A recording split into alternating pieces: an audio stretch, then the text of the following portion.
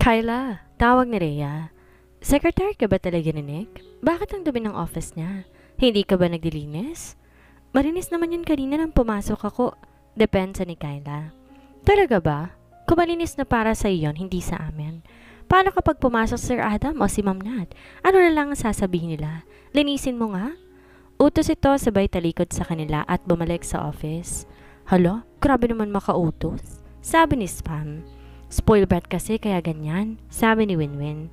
Di ba classmates kayo ni Sir Nick? Ba't parang di kayo close si Ma'am Rhea?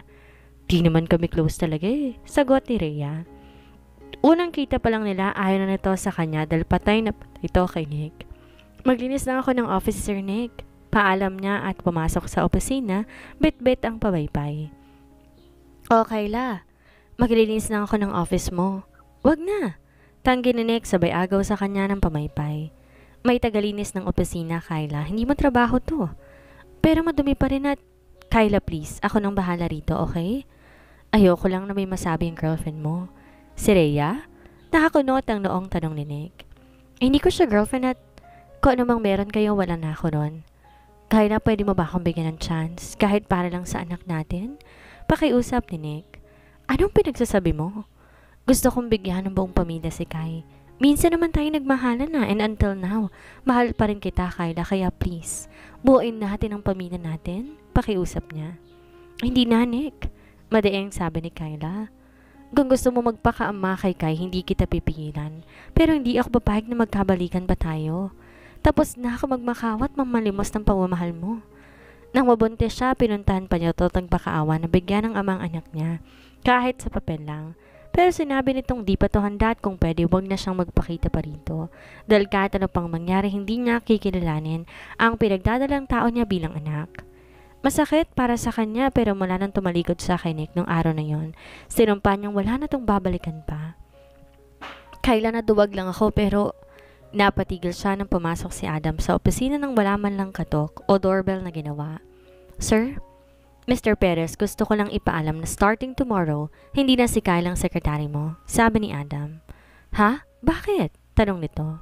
It was a misunderstanding, ani Adam. Si Diane ang secretary mo at si Kyle naman ang personal secretary ko, hired by my sister. Ha? Di makapaniwalang tanong ni Nick. I hope you don't mind kung kukunin ko na si Kyla sa'yo. Malamig ang boses na tanong ni Adam, kaya walang nagawa si Nick kundi tumango. Kyla, pakiayos ang table ko bago ka umuwi, utos ni Adam. Sure. Pagpayag ng dalaga at saka agad tumalima palabas ng opisina ni Nick. Dumiretso siya ng office ni Adam at inayos ang mga dokumento sa table nito.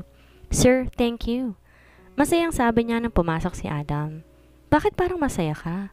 Tanong ni Adam na nilapitan siya kaya naatras si Kyla, napasandal sa table. Sobrang lapit ni Adam sa kanya kaya't bigla siyang kinabahan, lalo na nang yumuko ito. Napatingin siya sa malayo nang maramdaman ang mainit na hininga ng boss. Is he going to kiss her? Tatanggi ba siya? Itutulak kaya niya? Naguguluhan na ang utak niya. Here, paki-photocopy nito tas pwede ka nang umuwi? Sabi ni Adam sabay layo sa kanya at pinakitang nadampot na folder sa table. Sure, photocopy ko po. Sabi niya sabay kuha ng folder. Para siyang lalagnatin sa naisip kaya't napatalikod siya rito. Kyla? Tawag ni Adam kaya napalingon siya rito. Hindi ako gaya ng ibang lalaking nasisilaw sa ganda mo. Kaya kung ano man na maduming pumapasok sa utak ko, pakibura ha. Napanganga si Kyla at ang lamig. Nabasa ba ni Adam ang nasa isipan niya? Hindi naman ako nag-iisip ng ganon, sir. Pa-photocopy na ako. Paalam niya at saka dali-daling lumabas. Thanks God at nagpalit tayo. Pasalamat ni Diane. Believe me, hindi mo alam gaano kahirap ang torture na pagdaanan ko araw-araw dahil sa CEO natin. Bakit ba? Natatawang tanong ni Kyla. Ang cold ni Sir Adam tas hindi ko alam kung anong gagawin ko. Ni walang inuutos sa akin tapos basta-basta.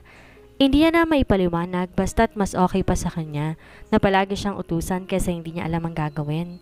Good luck sa'yo. Mabait naman si Sir Adam Depensa ni Kyla. Kaysa kay Sir Nick? Tanong ni Diane. Sakto lang, sagot niya. Iba naman kasi ang sitwasyon nila ni Nick. Walang nakakaalam na mag-ex sila kaya hindi nila alam ang pinagdaraanan niya sa tuwing magkikita silang tatlo ni Nick at Rhea. Kyla, pakiayos ng mga damit na isusuot ko ngayon. May meeting ako mamayang hapon. Sabi ni Adam nang lumabas sa elevator. Okay, boss, sabi niya. Himala, nag-utos ngayon. Pabulong na sabi ni Dayan pero nag-quiet sign si Kyla at sinundan ang boss sa opisina. Wala rito ang damit, pakikuha sa baba. Patanong kay Rhea saan niya nilagay dahil alam niya yon. Sabi ni Adam saka kinuha ang cellphone para tawagan ng assistant. Okay, boss. By the way, paka-ayos na rin ng papers na kakailanganin ko. Make sure may copycat yung USB, huwag mong kalimutang ilagay sa briefcase ko. Bili ni Adam kaya tumango ang dalaga at lumabas para pumunta sa designing department. Hello, good morning. Bait niya at napawaw sa loob ng opisina. Maganda at kahit ang table nila di malayang mas maganda kaysa kanila dahil may privacy ang mga to. Unlike sa kanila sa taas na paglabas ng elevator, sila na agad ang bungat sa right side. Ni wala man lang pinto kaya't kitang-kita nila kung sinong pumapasok. May kailangan ka? Tanong ni Rhea. Yung damit daw na isusuot ni Sir Adam, kukunin ko. Bakit hindi si Dayan ang kumuha? Nagpalit na kami ng trabaho ni Dayan. Siya na ngayon ang secretary ni Sir Nick at ako naman kay Sir Adam. Oh really? Well, good news. Masayang sabi ni Rhea. Wait, itatanong ko lang kay Manang Nora ang isusuot niya? Pagbalik niya, bitbit na niya ang dalawang suit kaya kinuha ni Kyla at bumalik sa itaas. Sir, alin ba dito ang isusuot mo? Tanong niya sabay lagay sa stand ng bitbit. Sa tingin mo? Kahit ano, bagay naman sa'yo. Tumayo si Adam, kinuha ang white suit. Ito na lang, sabi niya at saka nagubad ng damit. Nagulat si Kyla sa ginawa nito. Lalabas muna ako, sir. Natatarantang sabi niya. No, sabi ni Adam kaya namilog ang mga mata niya. Magbibihis ka ho? Di niya maiwasang mapasulyap sa malapad na dibdib ng boss. May tinatago pala tong 6-pack abs. Di naman ako maghuhubad sa harapan mo, sabi ni Adam at sinuot ang damit. Napatingin siya kay Kyla na tumalikod. Tapos ka na, sir? Yeah, sagot ni Adam na masuot ang pants. Paki-dry clean itong hinubad ko. Okay ho, sabi niya. Palagay muna ako ng necktie. Sabi ni Adam sabay abot ng necktie kay Kyla, kaya't lumapit ang dalaga at nilagay ang necktie. Di naman gumalaw si Adam para maayos ng mabuti ni Kyla. Di niya maiwasang mapayoko at mapatitig sa mukha ng dalagang nakatutok ang tingin sa pag-aayos ng necktie niya. Napansin niya mahaba rin ang pilikmata nito kagaya kay Kai. Makinis din ang mukha nitong walang pahid ng kahit anong makeup. Sir? Ano niya at saka napatingala kay Adam pero nagkasalubong kanilang mga mata dahil nakatitig to sa kanya. Bigla na naman siyang kinabahan lalo na tila pinag-aralan ni Adam ang mukha niya. Okay na ba? Tanong ni Adam kaya natauhan si Kyla. Hindi ho ako marunong maglagay ng necktie. Pag-amin niya at binitawan ng hawak na necktie tsaka lumayo na makaramdam ng pagkailang. Pag-aralan mo? Seryosong sabi ni Adam. Tumalikod kay Kyla at saka humarap sa salamin. Inayos ang necktie. Mag-YouTube ka. Okay po, pagpayag ng dalaga. Kapag may naghanap sa akin, sabihin mong bukas pa ako available at wag na wag mong ibibigay ang personal number ko. Maliwanag po, sabi ng dalaga at kinuhang damit ni Adam para ipa-dry clean. Inayos muna ni Adam ang mga dadalhin saka lumabas ng opisina at pumunta sa hotel na pagmimitingan nila. Mula sa iba't ibang lugar ang kikitain niyang investors sa kanyang bagong negosyo. Napatigil siya na makita ang bata patakbon tumatawid sa daan. Damn, aniya. Paano kung mabilis ang patakbo niya? Bumaba siya para lang tingnan ito? Hey! Tawag niya pero nagulat ng pagharap nito ay si Kai pala. Anong gagawin mo rito? Patakbo na lumapit to sa kanya at niyakap ang kanyang binti. Hey, saan ang yaya mo? Tanong niya at binuhat ang bata. Kai? Humahango sa tawag na Celine. Naku sir, pasensya na ho. Ang bilis niyang tumakbo paumanhin niya. Baby, halika na. Uwi na tayo. Ayaw. Nakalabing tanggay ng bata at yumakap na mahigpit sa leeg ni Adam. Baby, tara na. Hahanapin ka na mamaya ni mommy mo. Ayoko. Gusto ko sumama sa kanya. Tanggi ni Kai pero hinila siya ni Celine kaya lalong humigpit ang yakap niya sa leeg ni Adam. Sir, pasensya na po. Nahihiyang paumanhin ni Celine. Baby, baba na. May lakad pa ako Pakiusap ni Adam. Sama ako. Pagmamatigas ng bata. Kai, magagalit ang mommy mo. Paranakot ni Celine pero biglang umiyak si Kai kaya napapikit si Adam. He hates it. Okay lang na ibang bata pero kung anak niya to baka napalo na niya. Kaya ayaw niya magkaanak eh. Gusto ko sumama sa kanya. Ani Kai na nasinok na sa pag-iyak. Di na rin alam ni Celine ang gagawin. It's okay, I'll bring her. Mariing sabi ni Adam. Sir, tawagin ko na lang si Kyla para sabing nasa akin ang anak niya. Magkakilala kayo ni Ate Kyla? She's my secretary. Sagot niya, tinawagan si Kyla. Nasa akin si Kai, ibabalik ko na lang siya mamaya. Di pa nakakapagsalita si Kyla nang pinutol niya ang tawag. Sir, pasensya na po pero hindi ko papasama sa iyo si Kai. Paumanhin ni Celine. Kahit gwapo at mukhang mayaman ang kaharap, di niya pwedeng isugal ang buhay ng alaga. Tinawagan niya si Kyla para makasigurado pero kinumpirma nito, boss nga nito ang kaharap niya. Pasensya na ho sir. Paumanhin ni Celine at hinayang isakay nito ang alaga niya. Spoiled brat. Bulong ni Adam habang nagmamaneho patungo sa hotel. Na makarating, dumiretso muna siya sa cafeteria at bumili ng candy, juice at tinapay, tsaka pumunta sa meeting room. Napatingin ng mga to sa kanya, lalo na sa batang karga niya. I hope you don't mind kapag may bata akong kasama. Sabi niya nang paupuin si Kai sa silya katabi ng pinto. Wala magbabantay sa kanya kaya sinama ko na. Gandang bata naman. Puri ng ginang nagiliw kay Kai. Do not make some noise, okay? Bulong ni Adam, kaya tumango si Kai. Nag-umpisa na ang meeting. Parehang sulyap ni Adam sa bata na kumakain ng candy. Aniya na biglang napatayo na muntik mahulog si Kai. Huwag kang malikot. Gusto kong umihi. Sabi ni Kai kaya napabuntokin nga si Adam. Naubos na ang pasensya niya kaya't inis na binuhat niya ang bata tsaka dinala sa toilet at pinaihi. Magugas ka ng pempem mo. Sabi niya sabay bigay ng tissue. Di ako marunong. What the heck? Pagmumura niya at kinuha ang tissue at pinunasan ng bata. Galit ka po? Tanong ng bata. Hindi. Labas sa ilong na sagot niya. Sure ka po? Nagdududang tanong nito. Tara na. Sabi niya at saka binuhat ang bata pagkatapos mag-flush ng toilet at dinala sa labas at muling pinaupo. Napatingin ng mga to sa kanya na hinihintay ang pagbabalik niya. Continue. Sabi niya kaya't nagpatuloy ang meeting. Nang matapos, lumabas sila ng hotel. Daddy, I'm hungry, sabi ni Kai. I'm not your father, pagtatama niya. Si Nick ang tatay mo. He's my papa, sabi ni Kai. And you are my daddy. Oh God, desperadong sabi niya at napahilamas sa mukha. Tara, kain na tayo. Sa Jollibee niya dinala ang bata para magmerienda. Di maiwasang mapansin to ng ibang customer lalo na ng mga staff ng fast food. Dad, bakit nila ako tinitingnan? Kasi cute ka. Sagot niya, tinitigan si Kai pero nakaramdam siya ng pagkailang nang titig na titig to sa kanya. Kumain ka na nga. Sabihin po ko ano pang gusto mo. Ayaw mo bang kumain? Wala akong gana, busog pa ako. Sabi ni Adam, pinagmasdan ng batang magilaw na kumakain ng ice cream. Mag-aalas 6 na nang umuwi siya. Ang bata, dahil pagkatapos sa Jollibee naglaro pa to sa mall. Sir, nahihiyang sabi ni Kyla ng pagbuksan ng boss, buhat ang natutulog na anak. Sorry, nakatulog siya sa pagod? Sabi ni Adam na pumasok. San ko siya ilalapag? Sa kwarto na. Sagot niya kaya dinala ni Adam ang bata sa kwarto at maingat na nilapag sa kama. Pasensya ka na talaga ha? Paumanhin niya. Ayaan mo na, bata eh. Nag-dinner ka na ba sir? Pinakain ko siya sa Jollibee pero sa unit ko na lang ako kakain, sabi ni Adam. Dito ka na ako kumain, nagluto ako ng adobo. Yaya ni Kyla nang sa ganon makabawi man lang kay Adam. Sige na po, nang mabawasan ng hiya ko. Fine, pagpayag ni Adam. Magbibihis lang ako. Sige ho, balik ka ha.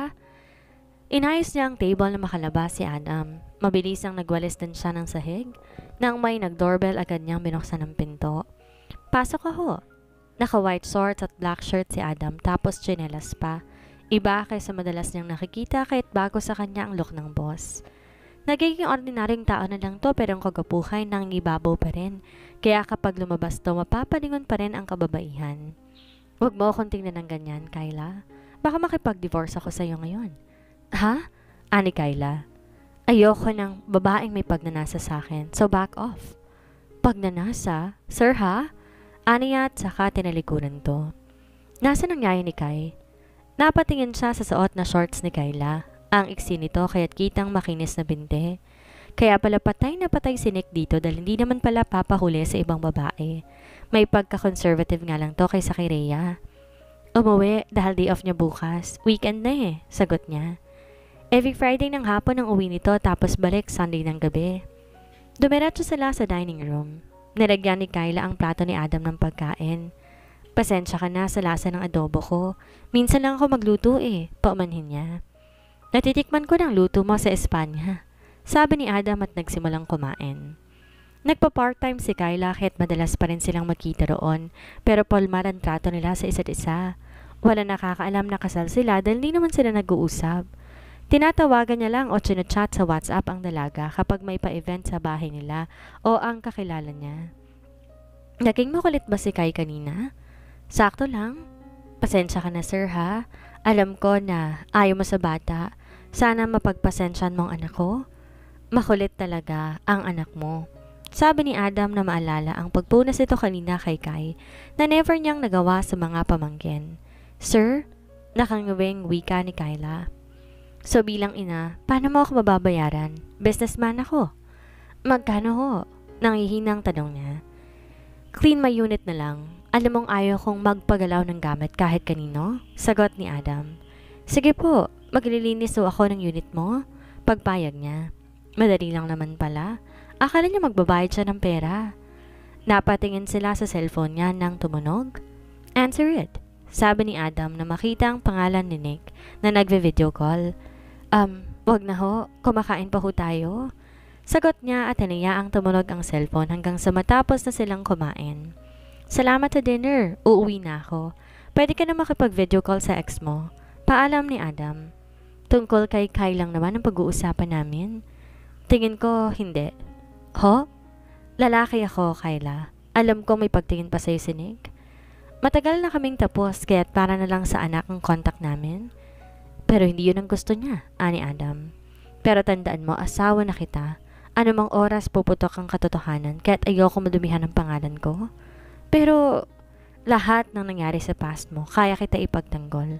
Pero kapag may pagkakamali ka sa kasalukuyan bilang asawa mo, hindi kita poprotektahan.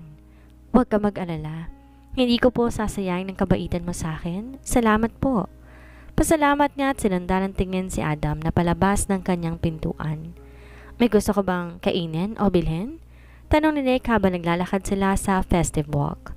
Buhat niya si Kai at pagod na katatakbo. Wala, sagot ni Kyla. Gusto ko ng fishball, sabi ni Caitlin. Sure baby. Pagpayag ni Nick at lumapit sa nagtitinda ng fishball. Manang, 5 piraso ng fishball? Gusto mo, Kyla? No, sagot ng dalaga. Nick, tawag ng ama papalapit sa kanila. Kyla, iha, is that you? Dad, ani Nick. Kaninong anak yan? Tanong ni Troy sa anak. Anak ko ho, agad na sabat ni Kyla. Papa, gusto ko po ng juice. Nakalabing sabi ni Kai kaya napatitig si Troy sa bata. May anak ka na? Di makapaniwalang tanong ni Troy na kay Nick ang mga mata. She's my daughter, Dad. Pag-ako ni Nick na kinagulat ng ama. Ha? May anak kayo? It's a long story, Dad. I'm sorry. Pamanhin ni Nick. Bakit di natin pag-usapan to? Dad, namamasyal lang ho kami ni Kyla. Next time na. Sabi ni Nick dahil alam niyang di pa handa si Kyla. Isa pa, kailangan niyang paghanda ng sasabihin sa pamilya. Birthday ng mommy mo bukas. Isama mo sila sa bahay. Tito, iha, hindi ka na bago sa pamilya namin. Magilo na sabi ni Troy at tiningnan si Kai. Ang ganda-ganda ng apo ko, mana sa lolo. Sir, ito na ang fishball? Sabi na nagtitinda kaya't nagbayad na si Nick. Diyos pa ho, sabi ni Nick. Maiwan ko na kayo ha, see you sa bahay bukas, iha. Paalam ni Troy at iniwan na sila. I'm sorry, pamanhin ni Nick. Kung di ka makakapunta bukas, okay lang? Next time, di na ako sasama kung ilalabas mo si Kai. Madiing sabi niya. Naglalakad sila kanina na makita ni Nick kahit wala siyang choice kundi isama to dahil gusto rin ni Kai. Gusto ko nang umuwi. Sabi ni Kyla kahit naglakad sila pa uwi sa kondo. Dito pala kayo nakatira. Aling floor ba? Hanggang dito na lang. Salamat. Pasalamat niya na makarating sila ng building. Salamat sa time. Pasalamat ni Nick. Ang totoo, sinadya talaga niyang pagkikita nila kanina. Alam niyang madalas ipinapasyal ni Kyle ang anak ng gantong oras kaya inabangan niya. He loves her at gagawin niyang lahat makuha lang muli ang loob nito. Tumango si Kyla, pumasok sa building. Kyla! Tawag ni Nat na nasa elevator na. Hello, madam? Magalang nabati niya at napatingin sa pogi nitong anak. Yan na po ba ang anak mo? Ang pogi po. Oo, may gagawin ka? Okay nang ba makipaglaro muna si Kai kay Elias? Sige po, kailan ang kabuwanan mo?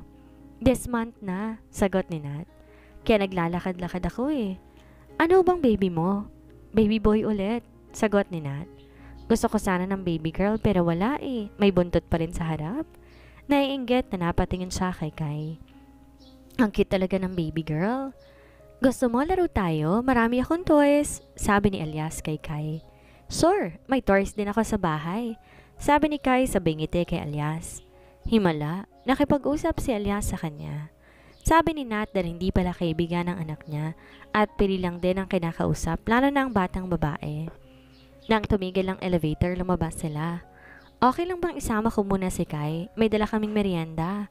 Tanong ni Nat na papunta sa unit ni Adam. Sige po, pagpayag niya. Saka muna sa kanila, baby. Laro tayo, yaya ni Elias. Opo, mami. Pagpayag ni Kai at ganitian si Elias. Isinama ni Nat ang dalawang bata at nang mag-doorbell, pinagbuksan siya ni Adam. Hello, brother? Masiglang sabi ni Nat at pumasok. Ate, bakit nandito ka? Diyos ko naman, baka bigla ka manganak dito. OA mo, may dala akong food, kain muna tayo, it's donut. Dad! Masiglang bati ni Kai sa kaniyakap sa binte si Adam. Daddy? Nakataas ang kilay na tanong ni Nat. Magkapit bahay kami kahit daddy ang tawag niya sa akin. Isa pa, sekretary kong ina niya. Agad na depensa ng binata. Nakita ko sila sa labas kaya't sinama ko ng bata. Namasyal ata sila ng ama niyan dahil nakita ko hinatid sila ni Nick sa labas ng building. Talaga ba? Ani Adam na napatingin kay Kai. Wala naman siyang karapatang pagbawaran ng bata na makasamang ama. Pero bakit kailangan isama pa nitong ina sa pamamasyal? May girlfriend ka na ba? Ate naman, pikong wika ni Adam. Tinatanong lang kita dahil kilala mo naman si Lola Cristina. Ayoko na pong pag-usapan. Sabi niya tinayaan ng mga batang maglaro sa may sala. May laruan na iniiwan si Elias dito kaya nakakapaglaro ang dalawa. May nag-doorbell kaya binuksan ni Adam. Hi! Bati ni Kyla na may dalang laruan ni Kai. Baka gusto nila ng laruan? Uy Kyla, pasok ka! Yaya ni Nat. May dala akong donuts, kain muna tayo. Pasok ka, sabi ni Adam. Pero may gagawin pa ako. Nahihiyang bulong ni Kyla. Pero kapag sasama kay Nick na mamamasyal, may time ka? Bulong ni Adam kaya't napatingala si Kyla sa kanya. Papasok ka ba o isasara ko ng pinto? Pumasok si Kyla at lumapit kay Nat. Ma'am, baka bigla ka manganak dito, sabi niya. Call me Ate Nat. Huwag mo na akong tawaging ma'am, okay? Ate na lang. Pero masanay ka na. Alam mong parang pamilya na namin ni Ethan, si Manong Ambo. Kamusta na nga pala siya? Okay lang ho, baka pupunta siya dito sa Martes, sagot niya. Pakisabi, bisitahin niya kami ha, sabi ni Nat. Okay po. Napasulyap siya kay Adam na inaayos ang pagkain sa table. Nagsalang din to ng pizza at gumawa ng orange juice. Tulungan ko lang po si sir. Lumapit siya kay Adam, saka tinulungan na hiwain ng orange juice. Kamusta ang pamamasyal? Okay lang. Naglakad-lakad lang kami sa may festive walk, sagot niya. Do you still love him? Sir? What? Do you still love him? Bakit mo ko natanong? Don't answer my question with another question, mariing sabi ni Adam. No. Kung ano man ang ugnayan namin, yun ay para na lang kay Kai. Pwede niyang igalang anak ninyo nang di ka kasama, sabi ni Adam.